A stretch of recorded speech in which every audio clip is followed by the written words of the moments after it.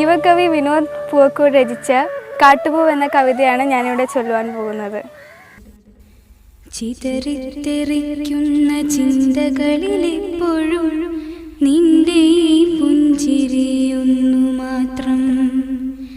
മഴവെല്ലുപോലെ നീ മനസ്സിൽ തെളിയുമ്പോൾ ഉണരുന്നു എന്നിലെ മോഹങ്ങളും. ചിതറിത്തെറിക്കുന്ന ചിന്തകളിലെപ്പോഴും നിന്റെ പുഞ്ചിരിയൊന്നു മാത്രം.